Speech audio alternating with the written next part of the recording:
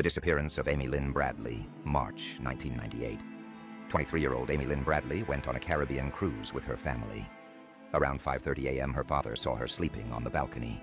At 6 m, she was gone. Her shoes were still in the room. The ship was docked, and no one saw her leave.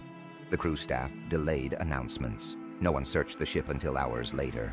Over the years, people claimed to see Amy in shops, on beaches, even in a bawdy house. One witness said she whispered, "My name is Amy, please help me," then vanished. The FBI got involved. Posters were everywhere. But nothing led to her. No body, no goodbye, and no one knows how Amy Lynn Bradley disappeared from a cruise ship without a single witness. Please like and subscribe for more true crime stories.